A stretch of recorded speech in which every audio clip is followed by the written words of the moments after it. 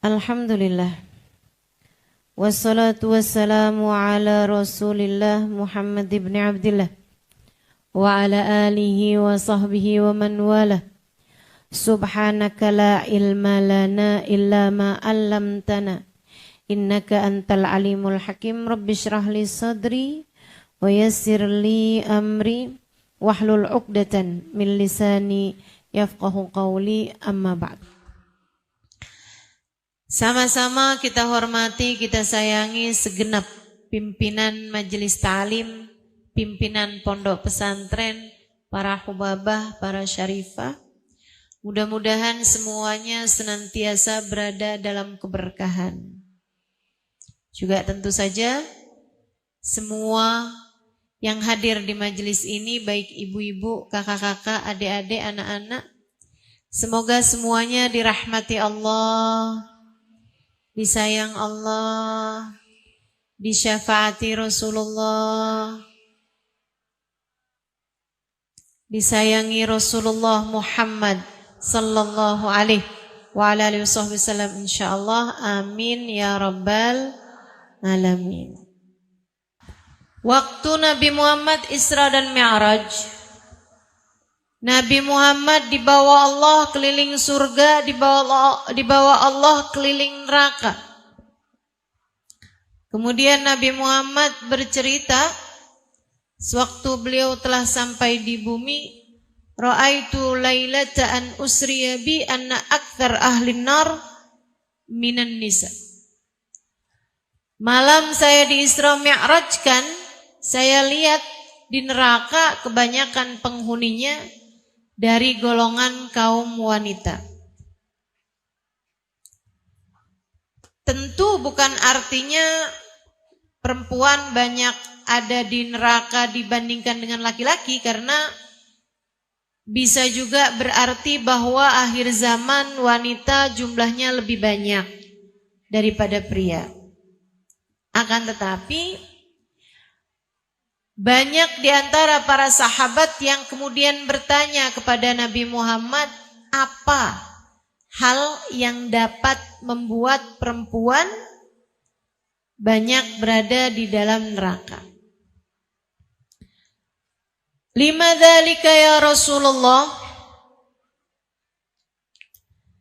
Kata para sahabat, kenapa begitu wahai Rasul?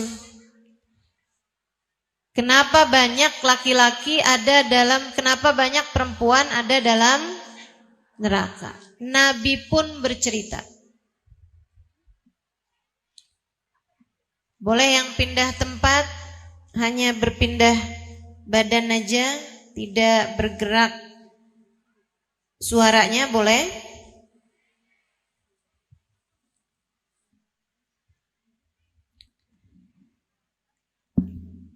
Kenapa banyak perempuan ada dalam neraka? Rasulullah, apa sebabnya? Apa yang menyebabkan perempuan berada dalam neraka? Maksudnya, apa dosa yang membuat Allah murka terhadap seorang perempuan yang membuat dia berada dalam neraka? Dan alhamdulillah ada yang nanya.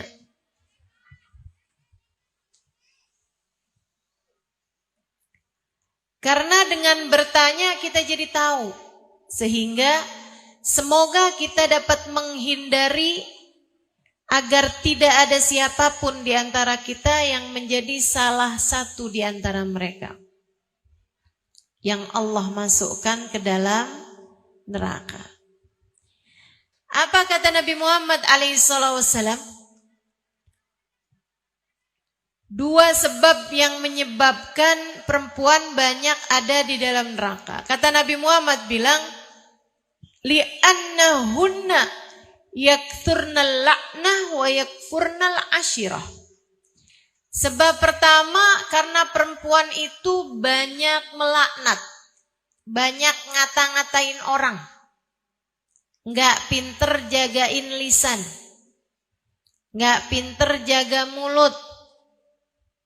Sekarang ditambah nggak pinter jaga jempol dari komentar-komentar julid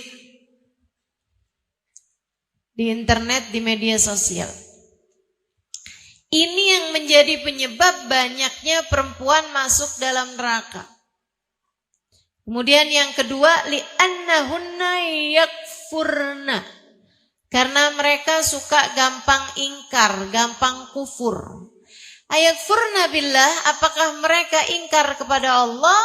Nabi Muhammad menjawab, la bal minal asyirah, tidak, melainkan ingkar terhadap suaminya, terhadap keluarganya. In ahsantum bihinna sanah. Perempuan neraka nih, kalau suaminya berbuat baik padanya setahun, kemudian disakiti sekali, dia akan bilang sepanjang hidup sama kamu, kamu gak pernah berbuat baik padaku sama sekali. Kayak kebaikan setahun habis dibakar sama kejelekan dia sekali aja. Jadi dua hal inilah yang menjadi penyebab perempuan banyak berada dalam neraka. Dan kalau kamu mau lebih memperhatikan, dua hal ini pula lah yang banyak menjadikan rumah tangga juga serasa berada dalam neraka. Istri yang tidak pandai menjaga lisannya. Istri yang tidak pandai berterima kasih kepada suaminya.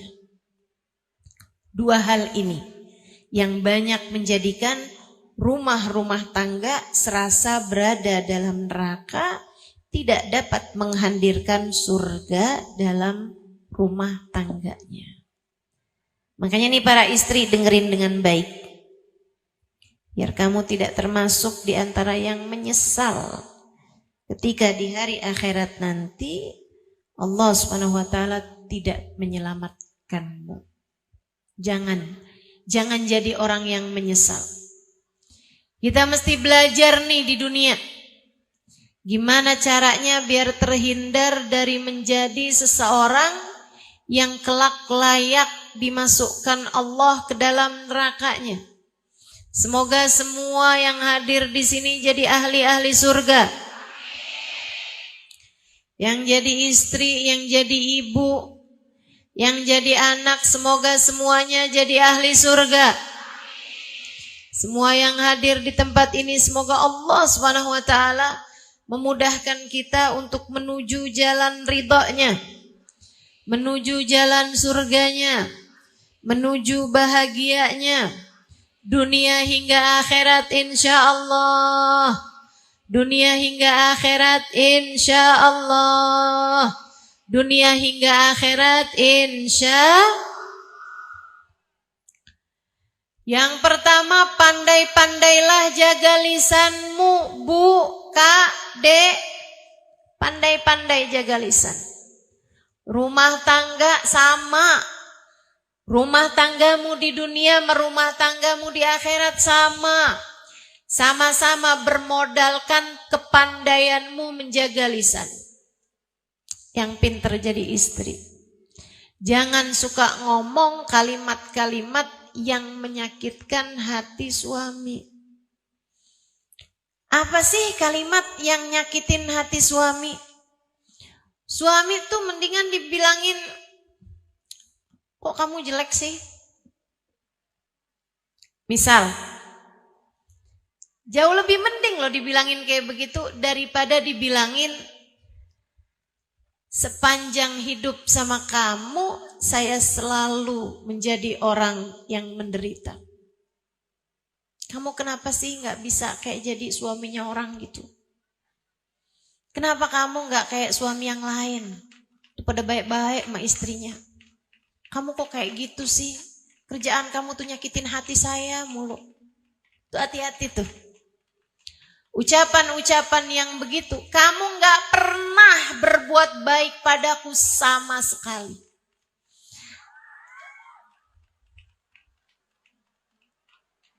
Kamu selalu jadi orang yang menyakiti hati saya.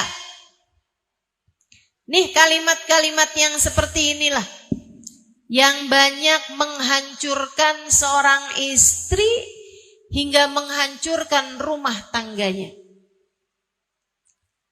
Kamu suami yang tidak berguna. Tuh. Kamu suami yang tidak berguna. Kesian. Kesian. Saya kesian sama suamimu.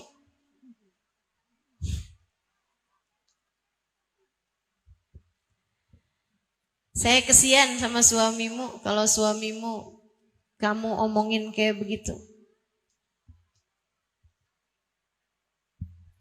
Hargai suamimu. Tapi memang benar Ustazah, dia nggak berguna.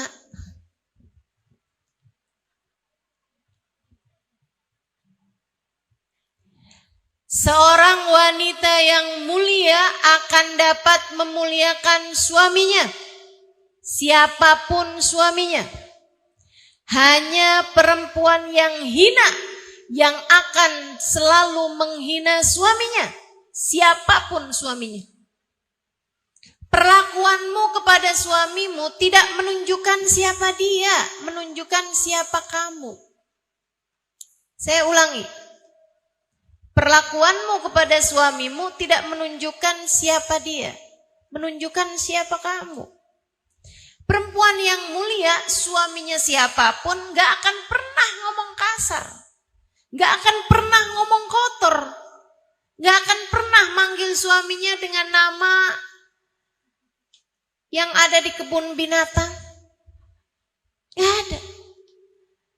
Walaupun suaminya udah nyebutkan nama 10 binatang sekalipun, dia gak akan jawabin, emang cuman kamu yang tahu nama-nama binatang? Saya juga hafal. Gak gitu. Wanita yang mulia akan mampu memuliakan suaminya. Karena urusannya dengan dirimu sendiri, Kak. Urusanmu, perlakuanmu kepada suamimu adalah urusanmu dengan hisabmu sendiri, Dek. Saya sampaikan kepadamu atas nama cinta. Yang benar mas suami, yang hormat mas suami, muliain, hargai bagaimanapun seperti yang disampaikan Nabi Muhammad. Fanduri ilaih fa innama huwa jannatuki wa naruki. Perhatikan betul bagaimana perlakuanmu kepada suamimu. Ia adalah jalan surga ketika kamu memuliakan dia, jalan neraka ketika kamu menghina dan menyia-nyiakan dia. Jadi yang pinter-pinter jaga lisan. Ngomongmu yang bagus sama suami. Ngomongmu yang bagus. Yang bagus tuh yang gimana Ustazah? Nih, banyakin pujian. Banyakin pujian. Sama suami itu yang sering muji. Ustazah, masalahnya gak ada yang bisa saya puji dari diri suami saya. Ya kamu terlalu namanya. Kamu udah nikah berapa lama? 10 tahun Ustazah. Lah matamu kemana? Gak bisa lihat kebaikan-kebaikan dalam diri suami. Pasti ada, pasti punya. Semua orang tuh diciptakan lengkap dengan kebaikan dan keburukannya. Udah pasti. Nih Bu, saya kasih tahu ya Bu ya. Kadang-kadang fokus kita terhadap sesuatu yang kecil melupakan kita kepada sesuatu yang besar. Ada seseorang ngebangun tembok. Bangun bangunan, bikin tembok, temboknya bata disusun-susun gitu. Habis selesai dia bangun, diliatin, oh cakep nih tembok yang udah saya bangun. Ada temennya lewat, nih tembok siapa yang bangun? Saya. Bagus kan? Ya tapi 2 batu bata ini miring nih. Oh iya ya, ya ampun miring nih. Sedih dia liatnya. Sampai dia pamitan sama yang punya bangunan. Boleh gak nih saya rubuhin tembok yang ini karena ada 2 batu batanya yang miring. Jangan dong, kan kita udah keluarin modal banyak nih buat bangun tembok ini. Dia bilang tiap saya lewat tembok itu tiap hati saya sedih. Karena saya punya 2 batu bata yang miring. Sampai satu hari teman saya lewat. Terus dia bilang, siapa yang bangun tembok ini? Saya. Bagus. Apaan? Ini 2 batu batanya miring. Emang berapa banyak batu bata yang udah kamu bangun di sini? 200. Dia bilang kalau kamu punya 200 batu bata yang miring 2, artinya kamu punya 198 yang bagus. Ini nih, kadang-kadang fokus kita sama 2 batu bata yang miring membuat kita lupa sama 198 yang lurus. Kita sama suami tuh sering kayak gitu. Kita sama anak kita juga sering kayak gitu. Kita sama orang tua kita juga sering kayak gitu. Kita sama diri kita aja suka kayak gitu. Fokus kita sama yang kurang, fokus kita sama yang salah, bikin kita lupa sama yang bagus-bagus, bikin kita lupa sama hal-hal baik yang datang dalam kehidupan kita. Makanya jagain. Kamu bisa bener ngomongnya kalau kamu bener cara mikirnya. Bu, Kak, Dek, kalau kamu mikir bahwa semua ucapanmu akan ada hisabnya, kalau kamu berpikir bahwa ucapanmu kepada suamimu nanti di akhirat harus kamu pertanggungjawabkan di hadapan Allah, kamu akan belajar untuk bisa meluruskan lisan kamu, mulut kamu. Kamu gak bisa bilang, misalnya gitu ya, saya mau Ustazah emang ngomongnya kayak begini nih kasar tapi hati saya lembut. Dari mana? Isi lisanmu itu adalah isi apa yang keluar dari lisanmu adalah isi dari apa yang ada di dalam hatimu. Nih lisan kamu nih kayak mulutnya teko, Bu. Nih, teko nih di depan saya nih. Ini kalau misalnya isinya teh, nggak bakalan keluarnya susu. Betul nggak? Itu orang yang bilang, bahwa mulut saya sih kasar sih, saya emang kalau ngomong kayak begini nih. Tapi hati saya tuh baik. Hati saya tuh lemah lembut. Itu sama aja kayak ngomong yang, jangan lihat ya, ini mah yang keluarnya emang oli, tapi dalamnya nih susu. Gimana ceritanya? Kalau yang keluarnya oli, berarti yang di dalamnya juga oli. Nggak bakalan berbeda. Makanya kalau kita perhatikan ucapan-ucapan istri-istri solehah itu indah terus, indah terus. Masya Allah, Masya Allah. Saudaraku sekalian saya muliakan, guru saya Hubabah Nur, Hubabah Ummu Salim, istri dari Al-Habib Umar bin Hafiz. Beliau tuh pernah cerita tentang seorang istri yang sangat solehah. Dia bilang di kampung saya, di Baydha, dulu ada satu keluarga punya sebuah perusahaan yang dikelola bersama, keluarga besar. Abang-abang tuh semuanya pada kelola satu perusahaan. Nah, si perusahaan ini dipegang sama abang yang salah satu dari saudara-saudara mereka lah. Meninggal dunia saudaranya. Ada istri, ada anak-anaknya. Habis suaminya meninggal, si saudara mereka ini meninggal, mereka rapat bersama-sama. Ini jandanya saudara kita nih jangan sampai kawin sama orang lain. Nanti kalau kawin sama orang lain, urusan perusahaan, urusan warisan jadi ribet. Karena orang lain masuk dalam keluarga kita. Lagi pula kan dikelola bersama nih, jadinya repot nanti ngurusinnya. Mendingan salah satu dari kita kawin sama dia. Tapi semuanya udah pada nikah kecuali ponakan yang umurnya waktu itu 20-an tahun. Sementara si janda ini umurnya sekitar 40-an tahun. Dia jauh lebih tua. Akhirnya dipanggil nih si ponakan. Diminta kawin sama janda pamannya. Paham ceritanya nih ya? Jangan-jangan kepikiran jemuran saya cerita gak paham. Nah gak apa-apa, baju basah. Cuman basah aja pakai air kok. Teman-teman sekalian, akhirnya nih karena dia mau dikawinkan sama istri pamannya, mantan atau mantan istri pamannya, janda pamannya, dan umurnya 2 kali umur dia gitu. Dia kan nggak mau. Jadi dia bilang, ayolah bapak, janganlah saya dikawinkan. Masa umurnya jadi kayak umur umi saya?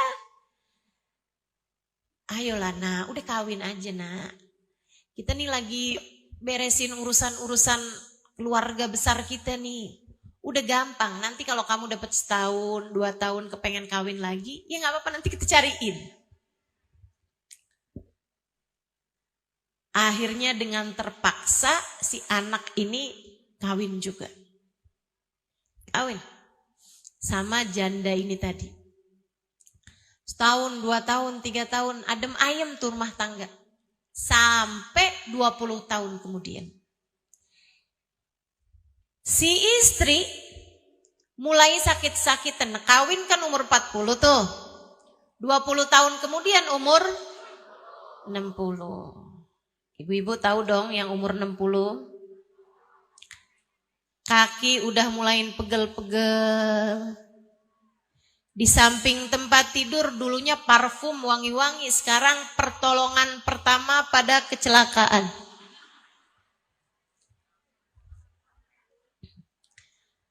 Ada balsem. Ada apa lagi? Itulah semua tuh. Masya Allah, Masya Allah. Saya tahu nih umurnya ibu-ibu nih. Bukan dari lihat mukanya. Muka bisa berbohong. Dengkul enggak. Udah berubah posisi tiap 15 menit. Tuh. Tahuan umurmu tuh. Jadi di saat istrinya sekarang udah umur 60-an tahun nih. Si suami masih 40 tahun. Istrinya mulai kadang-kadang sakit-sakitan, sering masuk angin, sering ini itu segala macam. Jadinya ayahnya suaminya, ya, yang dulu ngawinin tuh, manggil si anak ini. Kemudian bilang, nak, katanya istri kamu sekarang udah mulai sering sakit-sakitan. Iya ya, doain ya, kesian. Nah, kalau kamu mau kawin lagi gak apa-apa kok. Kamu tinggal sebut aja, nanti kita lamarkan dia. Dan nanti istri kamu biarkan ibu kamu yang ngomongin. Gak apa-apa. Nanti biar dia ngomongin baik-baik, insya Allah. Sebagai perempuan yang soleha, mungkin dia mau denger gitu, gak apa-apa. Apalagi kan mengingat suaminya masih muda ini tadi gitu kan ya. Dan juga sekarang udah sakit-sakitan gitu si istrinya. Tapi ternyata jawaban suaminya luar biasa. Si anak tadi nih dia bilang, jangan ayah, jangan. Saya gak sampai hati untuk melakukannya. Dia bilang, kenapa memangnya nak? Dia bilang dari awal-awal nikah sampai dengan sekarang. Saya gak tahu mukanya dia kalau lagi cemberut kayak gimana. Tiap kali saya lihat dia tersenyum. Tiap kali saya panggil dia bilang lebek habibi. Gak apa-apa sayang, gak apa-apa. Dia membuat saya menjadi setara raja. Bagaimana mungkin saya tidak membuat dia menjadi seperti ratu? Dia bilang dia adalah istri yang sampai dengan sekarang saya tidak pernah mendengarnya berkata tidak kepada saya.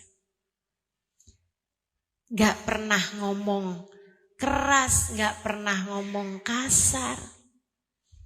Dia bilang dia selalu tersenyum, dia selalu berkata lebih habibi, lebih habibi. Masya Allah. Wanita yang seperti ini ayah, saya tidak mau menjadi lelaki jahat yang meninggalkannya di saat dia dalam keadaan sakit. Masya Allah. Yuk, perempuan, jadilah solehah. Pinter-pinter jaga lisan. Pinter-pinter jaga lisan. Ngomong yang bagus. Puji suami. Rayu suami. Halal. Asal suamimu sendiri.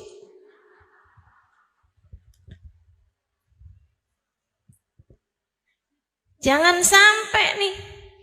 Ngomongnya bagus-bagus, merayu sama suami orang.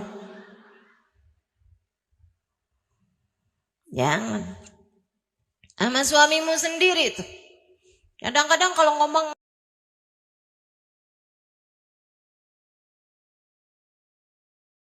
sama orang lembut gitu, baik. Tapi giliran ngomong sama suami, ya Allah. Lagi jalan nabrak orang, maaf ya, aduh maaf saya gak kelihatan. Giliran lagi di rumah, lagi jalan buru-buru nabrak suaminya, kamu jangan berdiri di sini napa? Ada yang begitu.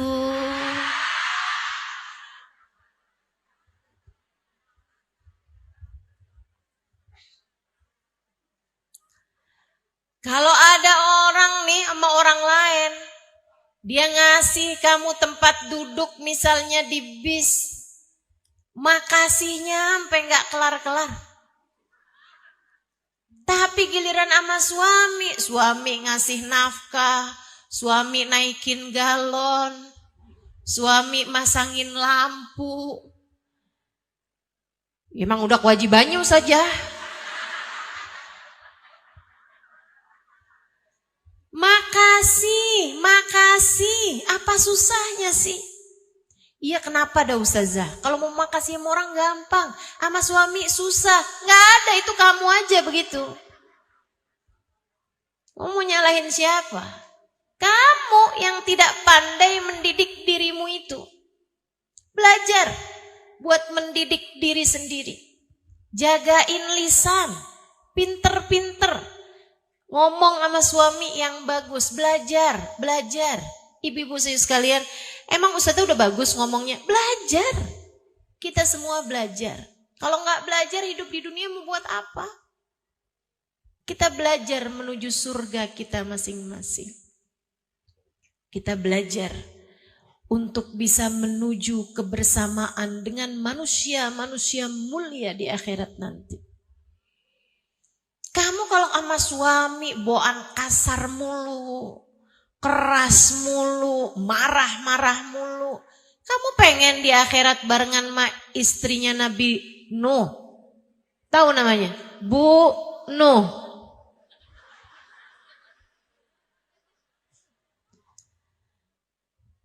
Jangan sampai di akhirat kita bersama dengan orang-orang yang dimurka Allah Subhanahu wa taala. Kata Nabi Muhammad sallallahu alaihi wasallam, "Ayyuma imra'atin qalat li zawjiha ma ra'ait fika khairan qad tahwi biha fi nari jahannam 70 kharifa."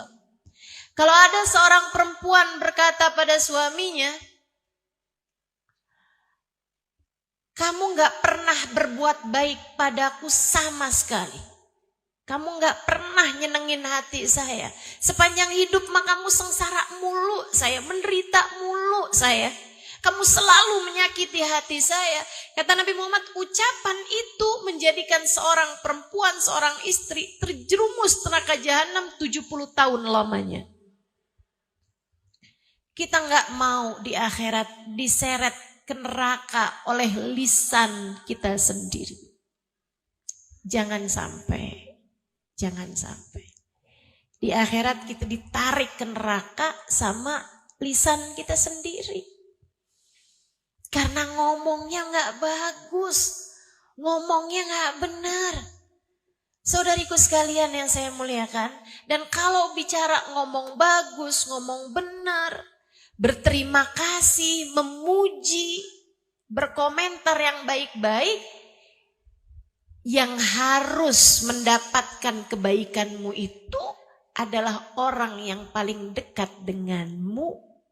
Tentu saja adalah suamimu, anak-anakmu, orang tuamu. Katakan pada suamimu, andai waktu bisa kuulang, tak akan kupilih pasangan selain dirimu. Kata suaminya, memang kagak ada yang lamar kamu selain saya.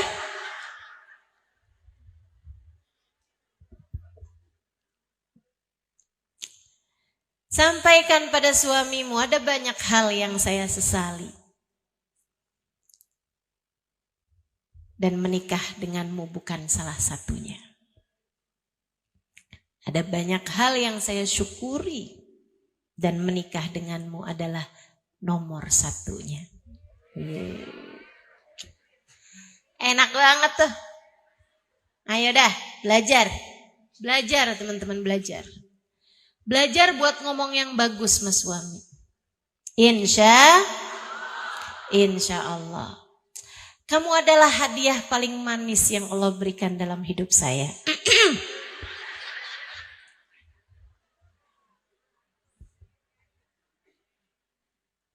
Terima kasih. Saya tidak dapat membayangkan hidup tanpa kehadiran kamu. Itu kan enak, suami dengernya adem. Suami dengernya tuh kayak yang, ya Allah. Udah tuh kayak diguyur air es di saat lagi panas-panasnya. Adem. Belajar buat bisa kayak begitu. Sayyidah Khadijah bintu Khuwailid, istri baginda kita Nabi besar Muhammad. Dulunya wanita kaya raya. Segala apa yang dia mau tersedia. Apapun yang dia inginkan ada. Punya banyak harta melimpah ruah. Punya banyak pelayan. Punya perdagangan, bisnis sangat besar. Tapi menikah dengan Nabi membuatnya habis-habisan. Hingga bahkan pada puncaknya mereka sekeluarga diboikot. Nabi Muhammad tinggal di rumah pengasingan. Di lembah Abu Thalib 2,5 tahun Nabi Muhammad bersama dengan Sayyidah Khadijah di sana. Orang gak boleh jual makanan sama mereka. Sehingga mereka seringkali berhari-hari menahan lapar. Sayyidah Khadijah kadang dapat minuman susu diberikannya kepada Nabi Muhammad. Sayyidah Khadijah bilang, saya enggak perlu Rasulullah, minumlah. Sayyidah Khadijah berkata, kuntu amshi amyalan. Saya terkadang berjalan bermil-mil jauhnya hanya untuk sekedar mencari makan. Lapar yang tak mampu kukuasai membuatku terpaksa makan dari daun-daunan hijau. Jalan bermil-mil nyari apaan aja, ketemu rumput dimakanin sama Sayyidah Khadijah. Kata Sayyidah Khadijah, sampai saya ngerasain gigi-gigi saya tambah hari tambah tajam. Kebanyakan ngunyahin rumput. Saudariku sekalian, sampai badan Sayyidah Khadijah hanya tinggal tulang berbalut kulit belaka. Di saat-saat seperti itu, Nabi Muhammad pernah berkata kepadanya, aku merasa malu padamu Khadijah. Dulu aku menikah denganmu sedangkan kamu adalah seorang perempuan yang kaya raya. Sekarang kamu menjadi miskin papa. Aku malu padamu Khadijah. Dulu aku menikah denganmu sedangkan kamu adalah perempuan yang dimuliakan kaummu. Sekarang kamu bahkan dihina dengan sampai sedemikiannya wahai Khadijah. Aku malu padamu. Aku menikah denganmu sedangkan kamu adalah seorang perempuan yang cantik jelita. Sekarang maafkan aku Khadijah. Maafkan aku Khadijah. Jadi tinggal tulang baru kulit belaka teman-teman. Apa jawab Sayyidah Khadijah? Beliau tersenyum kemudian berkata, ya Rasulullah, jangan pernah merasa begitu wahai Rasul. Engkau harus tahu. Sejak aku menikah denganmu telah kujadikan hidupku, hartaku, tenagaku, bahkan nyawaku, ku persembahkan untukmu ya Rasulullah. Nih perempuan model begini. Pantas jika Allah membangunkan untuknya sebuah rumah di surga. Jaminan dari Allah SWT yang Allah sampaikan lewat malaikat Jibril kepada baginda kita Nabi besar Muhammad sallallahu alaihi wasallam. Bu, kamu jangan mikir ya Khadijah jadi Khadijah, suaminya kan Nabi Muhammad. Saya gimana mau baik Ustazah, suami saya modelannya kayak gitu. Ibu-ibu saya sekalian, berbulan-bulan gak dapat makanan yang layak dimakan. Hanya sesekali dikirimin susu, diminum. Hanya sesekali mendapatkan kiriman roti-roti kering, dimakan. Kemudian jagain lapar lagi sampai berhari-hari lagi. Kamu sanggup?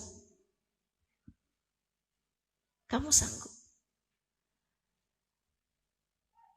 Sayyidah Khadijah bersama dengan segala kesusahannya dalam kehidupan.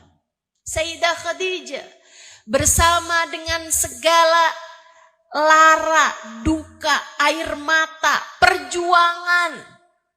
Bersama dengan itu semuanya, innaha maqalat la qattu inda zawjiha. Sesungguhnya Khadijah adalah istri yang tak pernah berkata tidak kepada suaminya.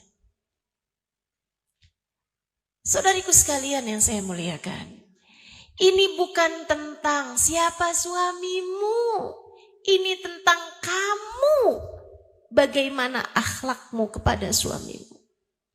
Kamu tidak akan dihisab atas apa yang dilakukan suamimu kepadamu. Kamu hanya akan dimintai pertanggungjawaban atas perlakuanmu kepada suami. Suamimu lagi pengen marah-marah, ya udah biarin, kamu jangan. Suamimu lagi pengen kesel sama kamu, ya udah biarin, kamu jangan. Tetaplah jaga diri, tetaplah jaga lisan. Sebab apa yang kamu lakukan semuanya hanya akan kembali kepada dirimu sendiri. Belajar buat sabar. Belajar buat benar. Belajar untuk selalu soleha. Kapanpun, dimanapun, dan dalam keadaan seperti apapun. Insya Allah. Tuh, paling utama, jaga lisan. Pengen menghadirkan surga dalam rumah tanggamu, mesti pinter-pinter jagain lisan. Dan Bu, nih mumpung belum masuk nisfu Sya'ban. Jangan sampai di malam nisfu Allah turunkan ampunan, kamu tidak mendapatkannya. Salah satu penyebabnya adalah karena suamimu tidak ridho padamu. Yuk, mumpung belum masuk nisfu Sya'ban, belum masuk bulan suci Ramadan, minta maaf sama suami. Minta maaf sama suami. Tapi minta maafnya yang serius. Jangan yang kata ustazah nih suruh minta maaf. Maaf ya. Emang kenapa? Ya kali-kali bikin salah, kali-kali. Tapi jangan lupa kamu juga punya banyak salah. Enggak serius minta maaf. Enggak serius minta maaf. Minta maaf yang serius. Insya Allah. Sering-seringlah minta maaf kepada suami. Karena teman-teman ada hadisnya tuh. Thalathatun la turfa' salatuhum fawqa ru'usihim shibra. 3 kelompok orang kalau sholat enggak keangkat 1 jengkal pun dari atas kepalanya. Kalau enggak keangkat berarti enggak naik. Kalau enggak naik berarti enggak terkirim. Kalau enggak terkirim enggak bakal sampai. Kalau enggak sampai bagaimana mungkin diterima? Kalau diterima aja enggak, gimana mungkin untuk mendapatkan balasan? Ini enggak keangkat katanya Nabi Muhammad 1 jengkal pun dari atas kepalanya. 3 kelompok orang. Kayak yang sholat sih tapi percuma aja enggak keangkat gitu. Tapi bukan artinya udah kalau gitu enggak usah sholat aja dah sekalian. Enggak gitu. Sebab akhirat bagaimanapun harus kita jalani nantinya. Dan kalau bukan hidup yang sekarang di dunia, hidup yang mana lagi yang akan kamu pakai untuk mencari bekal buat akhiratmu nanti. Harus hidup yang sekarang. Makanya harus benar-benar nyari bekal. Jangan termasuk 3 kelompok orang ini. Siapa mereka wahai Rasul? Yang pertama kata Nabi Muhammad, man amma qauman wa hum lahu karihun. Siapa yang memimpin satu daerah dan rakyatnya, warganya benci kepada dia karena kezaliman yang telah dia lakukan. Yang jadi pemimpin tapi nggak dicintai sama rakyat karena kezalimannya, ya, karena kezalimannya. Kalau dia udah bikin baik, udah nggak korupsi, udah bener, tapi ternyata rakyatnya masih nggak suka, itu urusan beda lagi. Tapi kalau dia udah berbuat, tapi memang dia berbuat yang zalim gitu, dia berbuat keboliman sehingga akhirnya rakyatnya, warganya benci kepada dia, itu kalau sholat 1 jengkal pun tak terangkat dari dirinya. Yang kedua kata Nabi Muhammad, imra'ah batat wa zawjuha 'alaiha sakhit. Seorang istri melewati waktu malam sedangkan suaminya tidak ridho kepadanya. Makanya Nabi itu disampaikan batat wa zawjuha 'alaiha sakhit untuk ngajarin kita kalau lagi bertengkar, nggak akuran sama suami, jangan sampai lewat malam. Sebelum tidur, sebelum malam tuh dibaikin gitu. Udah, nggak usah kelamaan. Nggak akurannya nggak usah kelamaan, baik-baikan aja. Kamu deketin suamimu, terus kamu bilang, mana jari jentiknya? Emang kenapa? Baikan ya. Takut sampai datang waktu malam dia nggak ridho sama kita, yang masalah kita teman-teman. Itu kata Nabi Muhammad alaihissalam, ayyuma imra'atin batat wa zawjuha 'alaiha sakhit la'anatha al-malaika hatta tusbih. Kalau ada seorang perempuan datang waktu malam, suaminya sedang marah kepadanya, sampai pagi suaminya masih marah kepada dia, dilaknat sama malaikat. Perempuan tersebut dilaknat sama malaikat. Ustazah, kok nggak adil ya? Kalau istrinya yang lagi marah, suaminya dilaknat malaikat, gak Ustazah? Enggak. Kok nggak adil gitu Ustazah? Teman-teman sekalian, saya dulu juga mikirnya kayak gitu. Oh kayaknya Nabi gak sayang ya sama kita ya. Kita disuruh baiin melaki, suruh jangan sampai datang waktu malam. Kita gak minta maaf sama dia gitu. Tapi abisnya saya jalanin, karena hadis ini saya jadi takut. Jadi takut memalamkan masalah sampai besok pagi. Suami marah malam tuh saya takut. Satu, takut dilaknat malaikat. Kayaknya percuma kalau saya sholat ini sholat itu. Gak bakalan keterima juga gitu. Yang kedua, saya takut mati.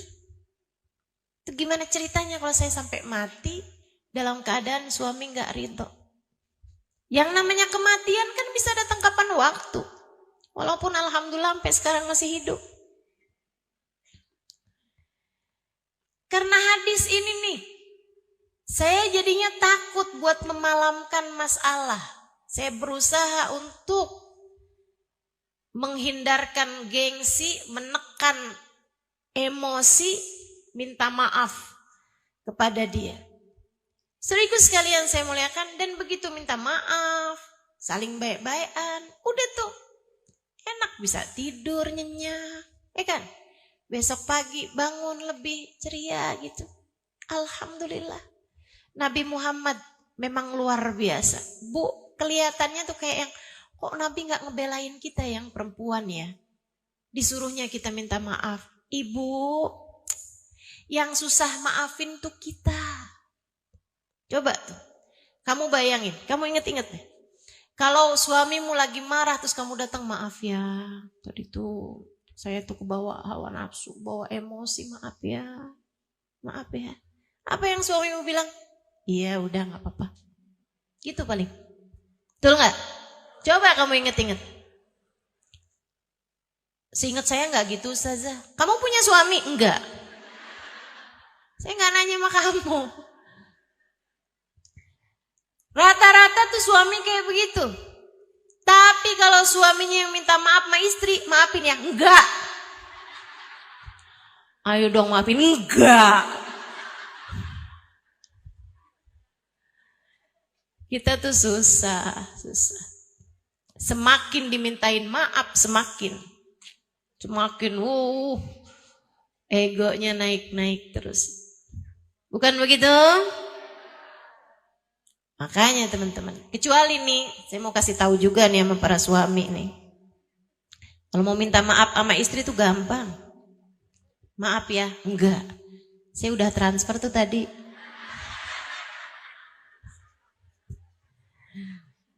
Gampang tuh minta maafnya. Ya Allah, ya Allah. Teman-teman saudariku sekalian yang saya muliakan, jadi Nabi kayak kelihatannya gak sayang sama perempuan gitu. Tapi sejatinya beliau sedang sangat sayang pada kita. Nabi gak mau kita mengendap kemarahan-kemarahan. Nih saya kasih tahu teman-teman. Rasa yang tidak terluahkan hanya akan mengendap di memorimu dan menjadi penyakit di kemudian hari. Rasa-rasa negatif yang tidak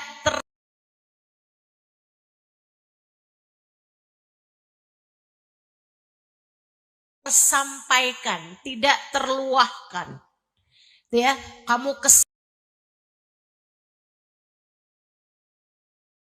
ya udah dibawa tidur aja deh, besok mungkin lebih baik. Kamu marah, udah gak apa-apa biarin aja deh. Kamu lagi penuh dengan amarah apapun aja bentuknya tuh, kemarahan-kemarahan, bahkan dari kecil tuh. Itu teman-teman saudaraku sekalian, kayak kotak sampah kamu isi gak pernah kamu buang-buang. Tuh kayak gitu tuh. Kayak gitu. Bad mood aja gitu. Moodnya jadi gak bagus aja gitu kan. Bawaan marah-marah mulu. Anak dimarahin, suami dimarahin, tetangga dimarahin, orang gak salah dimarahin, di jalanan dimarahin. Ada tuh kan modelan perempuan kalau ngomong marah aja. Iya tuh Ustazah, kenapa ya Ustazah saya suka kayak begitu? Itu gara-gara rasa-rasa negatif yang tidak terkeluarkan dari dalam hatimu. Ia jadi timbunan sampah memenuhi ruang hatimu itu. Karena membiarkan masalah, mengendapkan masalah. Itu sebabnya Nabi yang tahu diri kita nih kayak apa, sama Nabi disuruh kamu jangan malemin masalah, minta maaf sebelum tidur. Kalau kamu tidur dalam keadaan saling marah-marahan, kamu akan dilaknat malaikat sampai pagi hari. Nabi kelihatannya kayak ngancem, padahal itu biar kamu nggak jadi sakit, nggak jadi orang yang pribadinya buruk, nggak jadi orang yang karakternya berantakan, nggak jadi orang yang hidupnya sumpek terus-terusan, nggak jadi orang yang sedih terus-terusan. Justru karena rahmatnya kepada kita, makanya Nabi diajarin begitu. Bahkan Nabi ngajarin lagi nih. Tapi Rasul, ini masalah berat banget Rasul. Saya gak bisa maafin suami saya dalam waktu dekat. Kata Nabi, oke kalau gitu 3 hari. Jangan lebih dari 3 hari. Jangan lebih 3 hari. La yahil limri'in. Gak halal, kata Nabi. Gak halal bagi seseorang untuk mendiamkan suaminya, temennya dalam keadaan marah ya, lebih dari 3 hari. Itu ajaran Islam teman-teman. Biar kamu tuh gak terus ngendep. Luahkan. Ustazah nih masalahnya nih timbunan sampah di hati saya kayak udah banyak deh Ustazah. Saya ini terlalu banyak menyimpan bencian, kekesalan, kekecewaan di dalam hati. Gimana caranya biar terkeluarkan? Bu, itu sama kayak gini nih. Ini saya ajarin, ini ilmu penting. Ini saya ajarin. Kamu kalau ngerasa, iya loh, hati saya nih kayaknya keras gitu. Kayaknya saya kalau bener tuh yang tadi dibilang tuh. Keluarnya tuh kasar, keluarnya itu kalimat-kalimat yang gak bagus, keluarnya kata-kata yang menyakitkan gitu. Padahal saya udah belajar, udah berusaha gitu, tapi gak tahu kenapa gitu, asal ngelihat suami, asal ngelihat anak bawaan pengen marah aja, pengen kesel aja gitu. Kenapa begitu? Itu tadi, hatimu tuh ada banyak sampah, sehingga ketika dibuka tuh yang keluar sampah mulu gitu, udah kepenuhan. Kalau gitu ngebersihinnya gimana? Ini saya kasih tahu, karena saya sayang. Dengerin saya. Gimana cara membersihkan air di gelas yang sudah penuh dengan air oli misalnya. Ini isinya oli nih, gelas nih misalnya.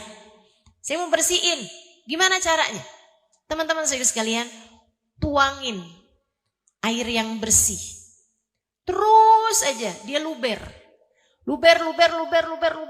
sampai lama-lama habis semua yang kotor-kotor. Jelas? Apa tuh air yang bersih itu? Rahmatnya Allah. Rahmatnya Allah yang turun. Di mana dapetin rahmatnya Allah yang turun? Yang turun, mohon maaf nih ya. Udah sore gini nih, keluar dari subuh. Gimana caranya biar rahmatnya Allah itu turun? Di mana turunnya? Ada pada hati yang merunduk pada Allah SWT. Ada di majelis-majelis, pertemuan-pertemuan yang baik, di sholat malammu, di waktu kamu baca Al-Quran, di waktu kamu kangen sama Nabi Muhammad, saat bersolawat kepada Nabi Muhammad, tuh lagi dituangin. Apa cirinya? Saudaraku sekalian, apa cirinya?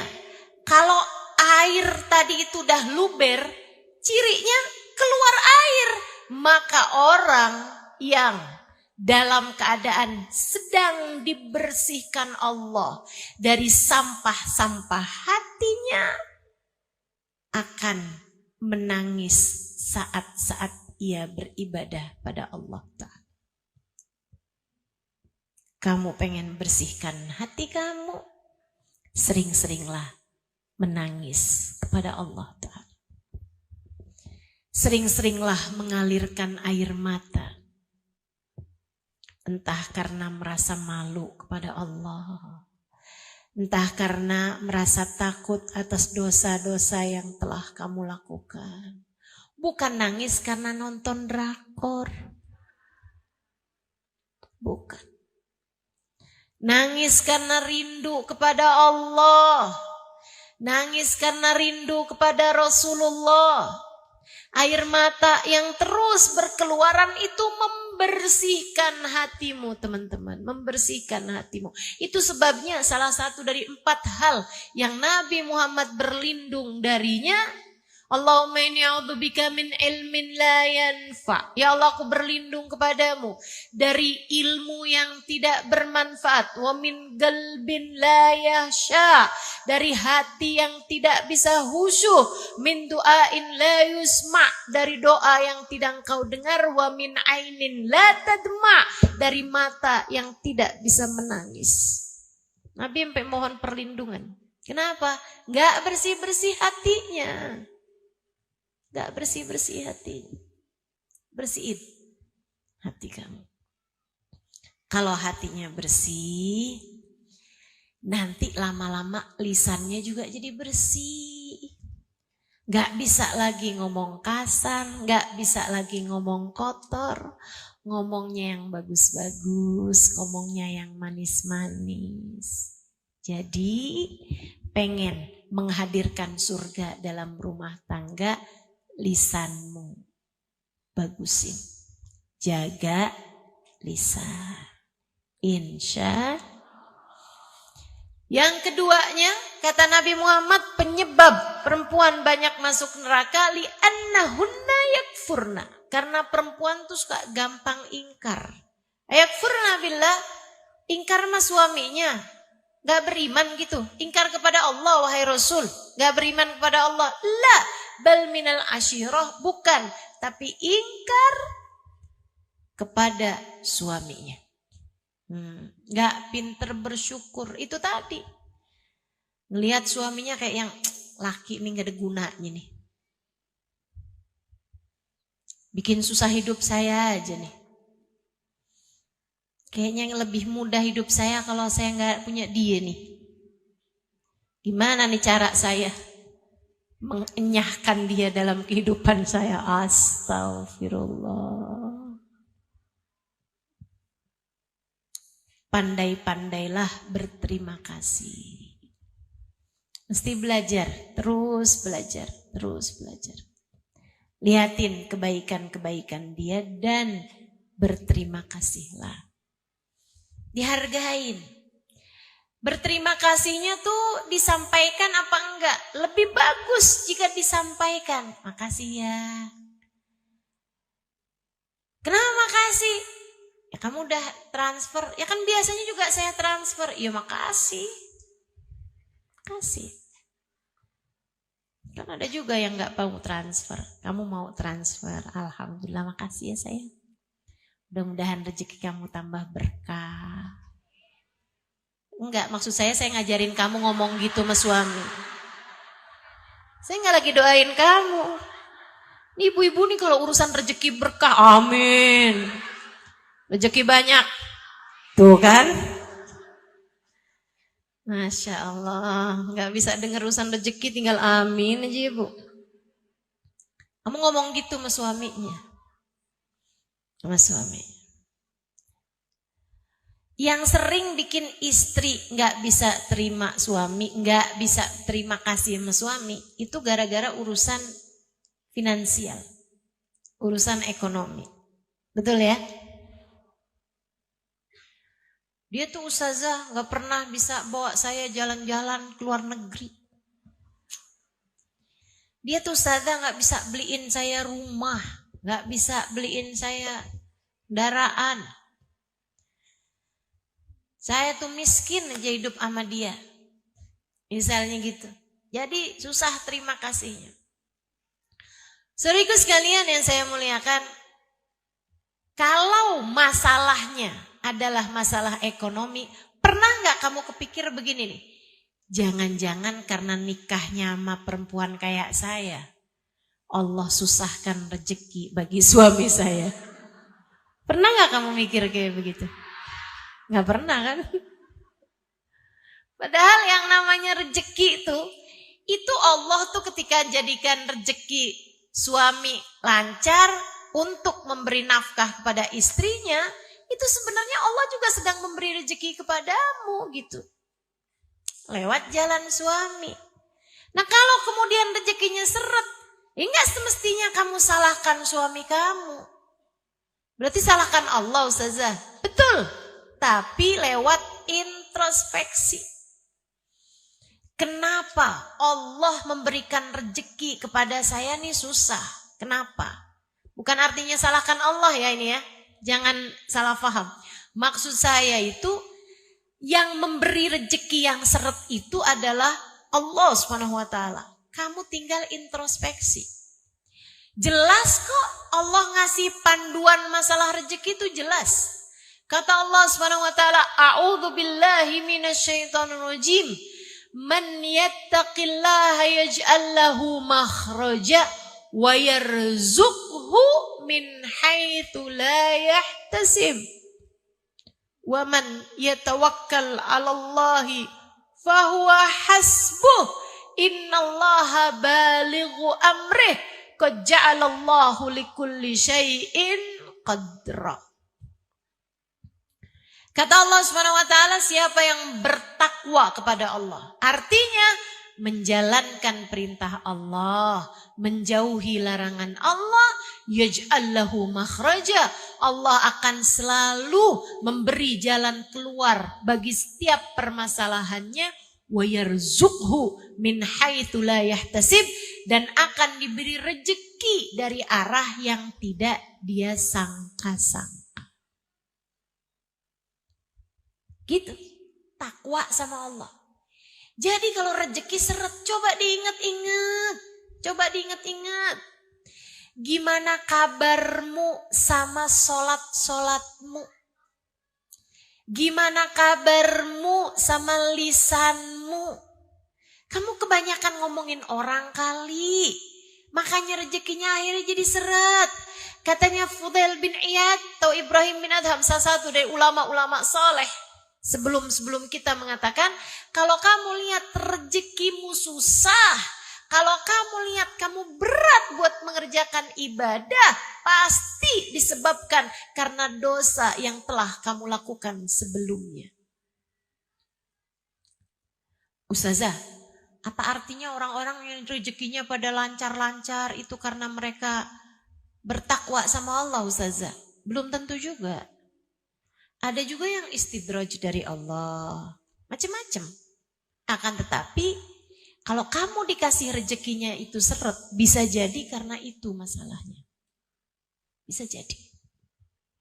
Cobain yang takwa. Kalau kamu saat suamimu tidur, kamu di sampingnya malah WhatsAppan sama mantan pacar kamu zaman SMA. Kemudian kamu ngarep rezeki kamu lancar. Gimana ceritanya? Saudariku sekalian yang saya muliakan. Terus kamu bisa-bisanya bilang sama mantan kamu, transferin dong.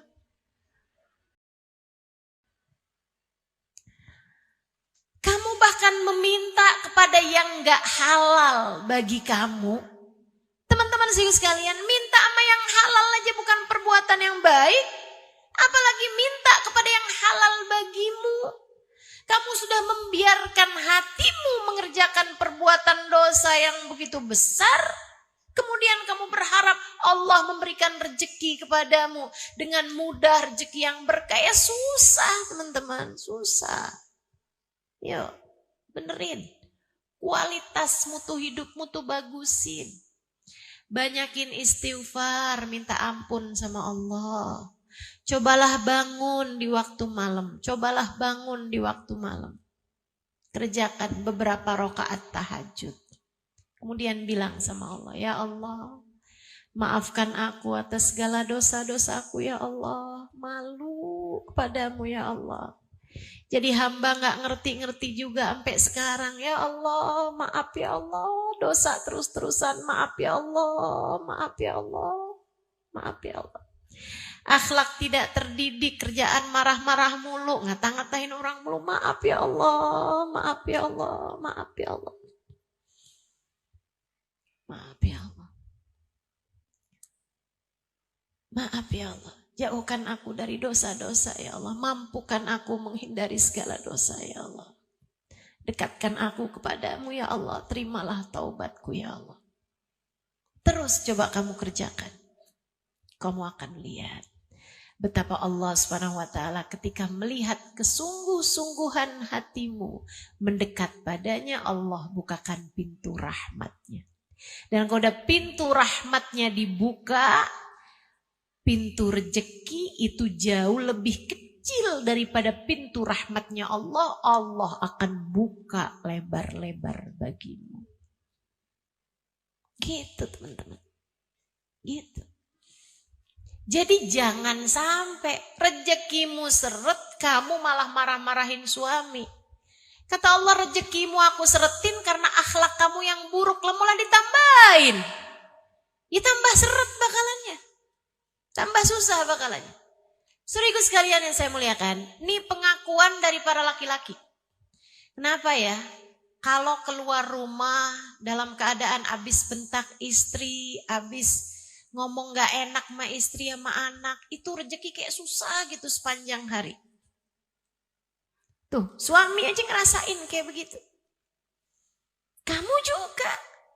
Kalau kamu gak pinter-pinter untuk menjaga dirimu dari segala dosa-dosa, maka akan jadinya kayak begitu.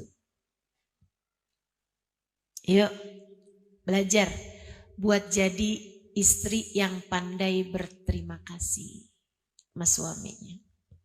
Ingat, yang ngasih rezeki itu satu. Bukan suami, tapi Allah. Ada seorang laki-laki soleh,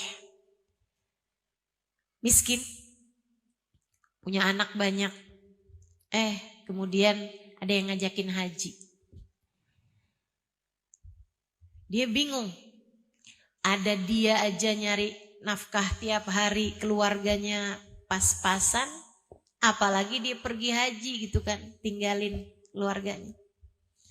Dia diskusi sama istrinya solehah. Istrinya Masya Allah. Istrinya bilang begini nih, ini kesempatan kamu sayang, kesempatan buat bisa berangkat pergi haji, pergilah. Allah menghadiahkanmu hal yang begitu indah, pergilah. Sertakan aku dalam doa-doamu di sana. Sertakan kami semua keluargamu dalam doa-doa indahmu di sana. Sampaikan salam kami kepada Nabi Muhammad.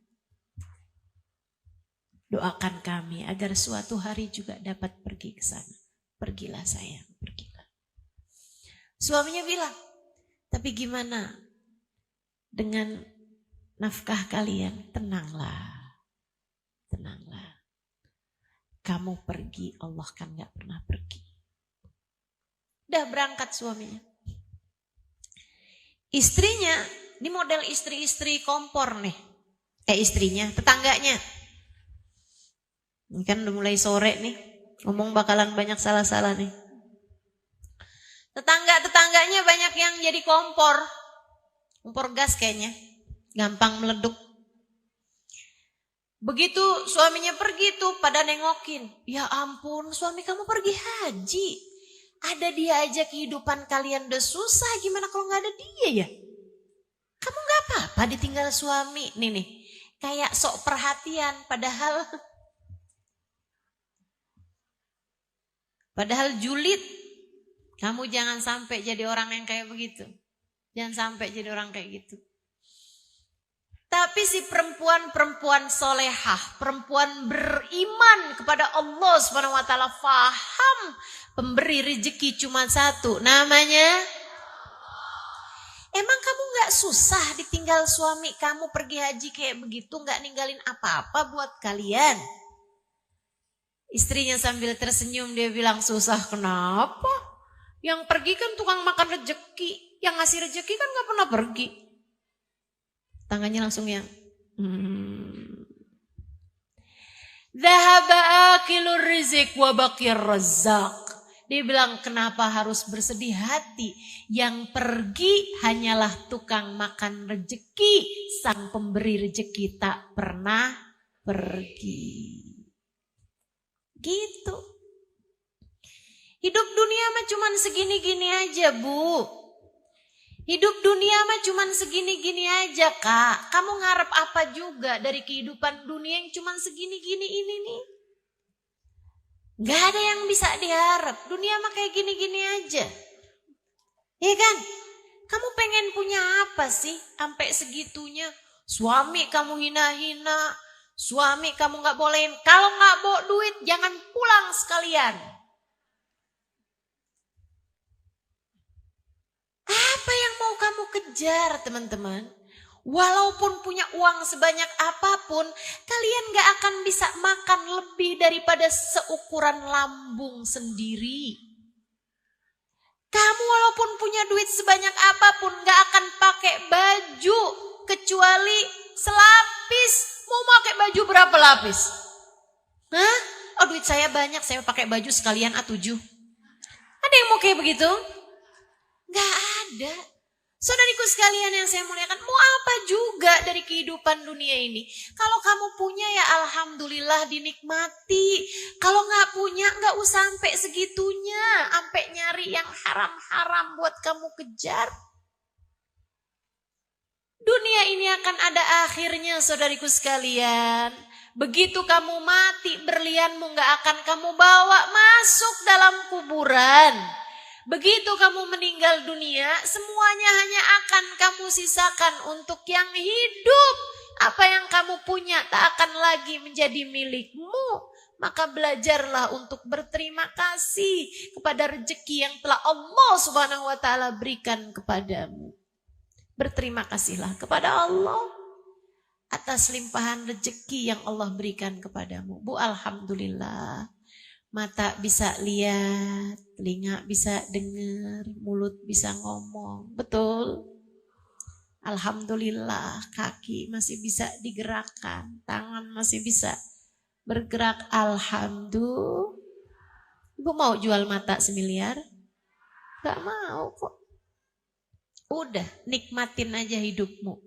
Saya banyak ketemu orang-orang kaya gak bahagia-bahagia amat juga, Bu. Biasa-biasa aja. Biasa-biasa aja. Maka udah aja. Semuanya disesuaikan. Saya sering sampaikan, sesedikit apapun uang yang kamu punya cukup untuk membiayai hidupmu.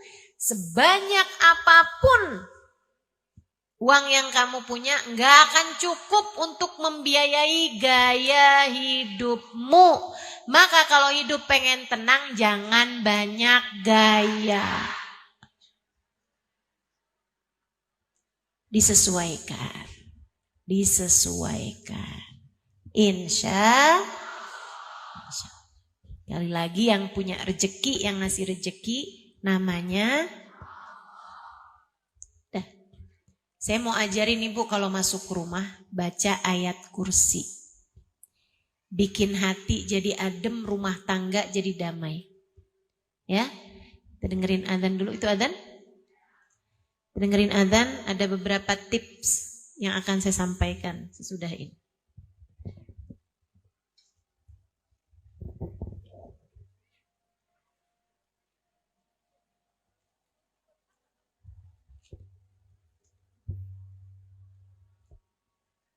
La haula wala quwwata illa billah. La haula wala quwwata illa billah. La haula wala quwwata illa billah.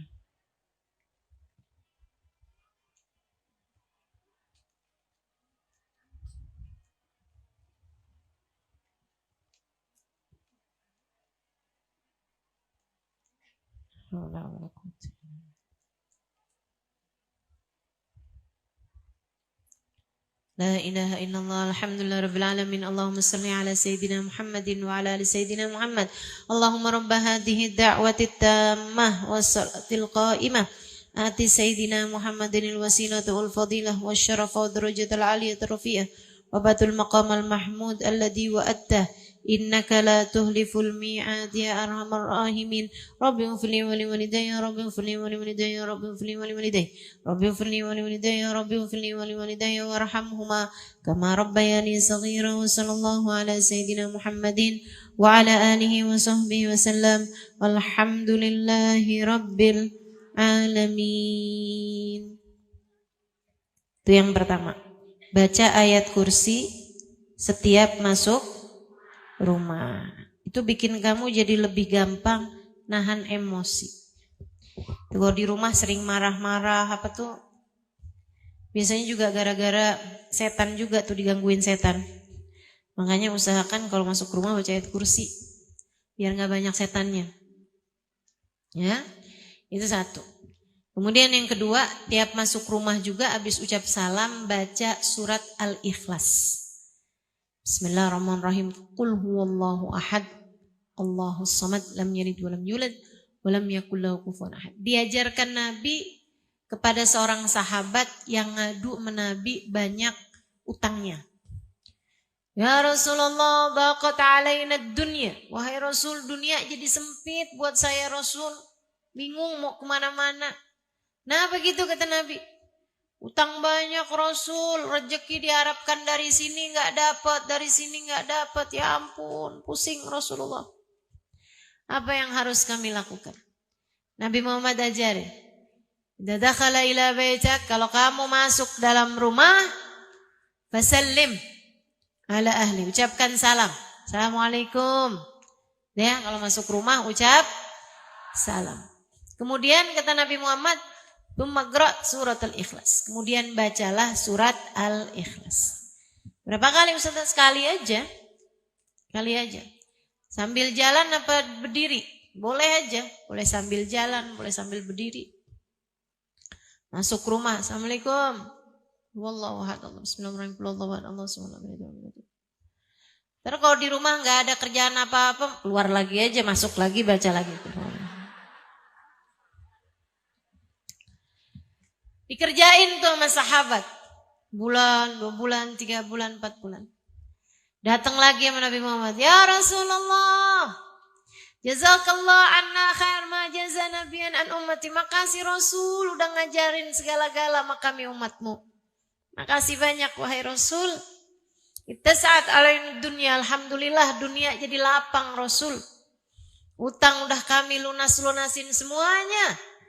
Wa dunya dakhal ala baitina wa in kunna raghimin. Dunia kayak masuk terus-terusan. Walaupun kami udah gak kepengen lagi, tetap udah masuk aja tuh dunianya. Kayak gak cuma masuk dari pintu, di jendela-jendela juga gitu. Masya Allah. Ayo bismillah. Jadi itu baca ayat kursi biar adem rumahnya. Baca qul huwallahu ahad biar melimpah rezekinya. Gitu ya. Ustazah udah baca kulhu nih, masih seret-seret juga. Introspeksi diri coba. Ini kan, inget-ingetin. Dosa apa nih yang masih terus-terusan kamu kerjakan. Begitu. Saudaraku sekalian yang saya muliakan, kemudian saya ajarin lagi nih. Enak nih saya ngajarin ilmu-ilmu yang enak buat diamalkan. Kamu kalau lagi ada masalah sama suami, ya, tiap masuk rumah, tiap masuk kamar, kamu baca ayat laqad ja'akum rasulun min anfusikum azizun 'alaihi ma 'anittum harisun 'alaikum bil mu'minina raufur rahim.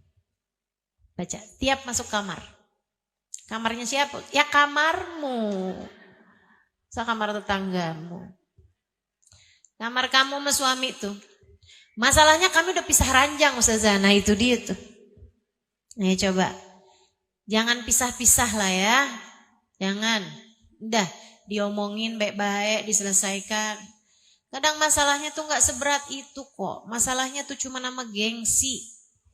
Gengsi yang terus kamu ikuti, gengsi suami yang terus diikuti gitu. Nah, minta maaf. Kemudian coba dengan kepala dingin gitu kan. Nah, habis itu cobain tuh. Tiap masuk kamar baca laqad ja'akum rasulun min anfusikum azizun 'alaihi ma 'anittum harisun 'alaikum raufur rahim. Tiap masuk kamar baca ayat itu. Diajarkan oleh guru kami Sayyidil Habib Umar bin Hafiz. Mudah-mudahan dapat diamalkan. Itu bikin adem hati teman-teman. Bikin adem hati. Ustazah, saya sama suami ngamalinnya atau saya aja? Bagus kalau suami kamu juga ikut ngamalin. Anak-anak juga ikut ngamalin, bagus. Tiap masuk rumah baca kulhu, tiap masuk rumah baca ayat kursi. Jadi kalau anak masuk rumah marah-marah gitu kan, tanyain, nak belum baca ayat kursi, keluar lagi, coba keluar lagi. Masuk lagi baca ayat kursi. Terus begitu ya, insya Allah mudah-mudahan Allah hadirkan surga dalam rumah tangga kita. Allah jadikan kita di akhirat nanti dapat masuk surga Allah SWT. Amin ya rabbal alamin. Rabbana